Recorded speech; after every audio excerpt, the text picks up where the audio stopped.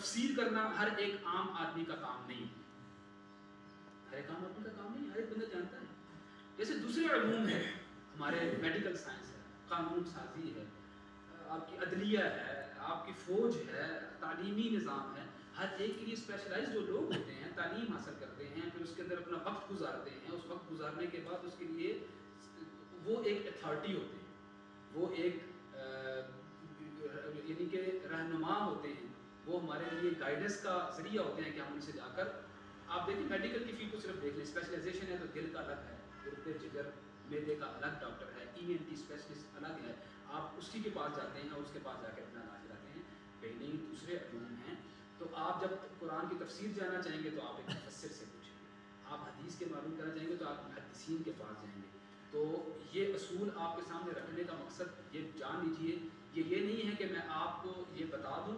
یا میں خود بھی آپ کو تو چلو میں بتا دوں، میں خود بھی یہ لکھ لیا، میں نے کتاب بھی تحریر کر دی، تو گویا اب میں وہ بن چکا ہوں جو ان اصولوں کو اب میں اطلاق کروں گا، اور میں اس مسند پر فائز ہو چکا ہوں کہ میں اب ان اصولوں کو لوگوں میں دیکھوں گا اور فیصلے کروں گا۔ نہیں، بالکل بھی نہیں،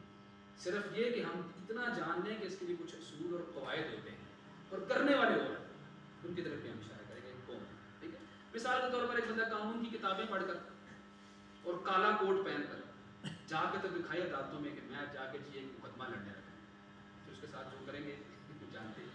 تو ایسا نہیں ہے کہ ہم کچھ اصول تفسیر، اصول حدیث، اصول تکفیر جان لیں، اس کے بعد میں مسئلے پر بیٹھوں اور میں فیصلے کروں، مقصد بالکل بھی یہ نہیں ہے، نہ یہ ہو سکتا ہے۔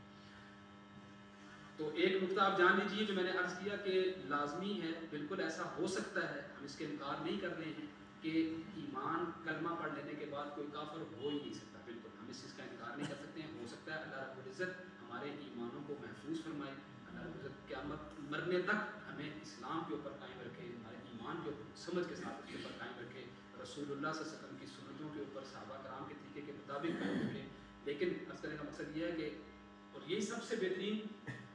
جو متاع ہے انسان کی، وہ یہ ایمان ہے، اس کی اس کو فکر ہونی چاہیے۔ تو محدثین نے ان ابواب کو باندھ کر اصل میں ہمیں یہی تلقین کی ہے کہ آپ ان کو سمجھ لیں، مبادہ کہ آپ اس کے اندر انوالو نہ ہو جائیں۔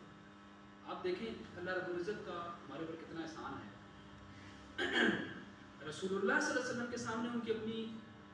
قوم تھی، جو ان کی مخاطب تھی اور جن کی انہوں نے اصلاح کرنی تھی، لیکن آپ دیکھیے قرآن کو اٹھا کر کہ اس کے اندر کثیر تعداد میں اس کا بہت بڑا حصہ یہ ہوتے نصارہ کو ایڈریس کرتا ہے۔ آپ دیکھیں وہ گزر چکے، ابھی تو سامنے آپ کے یہ لوگ ہیں، ان کو ایڈریس کریں، لیکن آپ دیکھیں وہ انداز قرآن کا کہ اس کے اندر کثیر تعداد میں آپ کو یہود و نصارہ کے بارے میں ان کو ایڈریس کیا ہوا ملیں گے۔ وجہ کیا ہے؟ وجہ یہ ہے کہ ان پچھلوں کی باتیں اللہ رب العزت نے سامنے رکھی کہ دیکھو تمہیں بھی آج ایک کتاب دی جا رہی ہے، ان کو بھی کتابیں دی گئی، تمہیں بھی، تمہارے اندر بھی آج ایک نبی مبعوث کیا گیا ہے، ان کے ہاں بھی نبی مبعوث ہے۔ جو رویہ انہوں نے اختیار کیا تھا اور وہ گمراہ ہوئے، ان کو بھی اللہ تعالیٰ نے فضلنا علی العالمین کا خطاب کیا بنی اسرائیل، لیکن وہ جب ارذل العمر بری انہوں نے ان کو وہ بوجھ جو اللہ نے ان کو بٹھایا تھا وہ نہیں اٹھایا انہوں نے، تو اللہ تعالیٰ نے ان کو پھر قردۃ عبد الطاغوت کہا کہ ہم ان کو بدر بنایا اور ان کو ہم نے طاغوت کا بندہ بنایا۔ تو تمہیں بھی آج ایک نبی تمہارے اندر مبعوث کیا جا رہا ہے،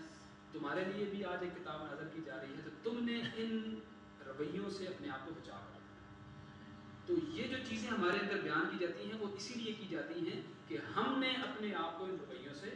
بچا کر رکھنا ہے۔ ہمارا یہاں پر دوسرا نقطہ کہ یہ جان لینا چاہیے کہ یہ اس لیے نہیں ہے کہ میں ان کو آیتوں کو پڑھوں تو میں کہوں ہاں جی یہ اس فرقے کے لیے مجھے بہترین ایک دلیل ہے، اس مولوی کے رد کرنے کے لیے مجھے یہ بہترین ایک آیت مل گئی، یہ حدیث پڑھوں تو یہ اب میں اس کو جا کے نا اب اچھے طریقے سے بحث کر سکوں گا۔ سبحان اللہ، دیکھیں جب آپ کے پیچھے بیس ہی غلط ہو جائے گی نا پھر کبھی بھی اس سے خیر نہیں ہے۔ بھئی یہ قرآن ہدایت تھی میرے لیے، اس کا مخاطب سب سے پہلے میں ہوں۔ یعنی آپ سبحان اللہ صحابہ کرام کو دیکھیے کہ وہ کیوں ان کے رونگٹے کھڑے ہوتے ہیں، کیوں وہ رونے لگتے تھے۔ آج ہمارے اندر وہ کیفیت پیدا نہیں ہوتی ہے، وہ کہتے تھے کہ یہ آیت گویا میرے لیے ہوتی ہے،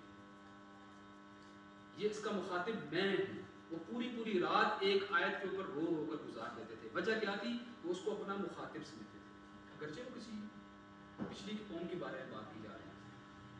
تو یہ جو پچھلے یہ جو نظریہ ہے، اس نظریے کو اگر ہم نے چینج کر دیا کہ ہم نے قرآن کی آیت لی اور جو میٹھی جنتیں والی ہیں ہاں جی وہ تو میرا ہی انتظار کر رہے ہیں، تو وہ تو وہ بھی کہتے رہے تھے نحن ابناء اللہ و احباء، ہم تو اللہ کے بیٹے ہیں، نعوذ باللہ اس کے محبوب ہیں، اور لن يدخل الجنت الا من كان هودا او نصارى، جنت میں تو ہمارے علاوہ کوئی جائے گا ہی نہیں۔ تو کیا یہ اسی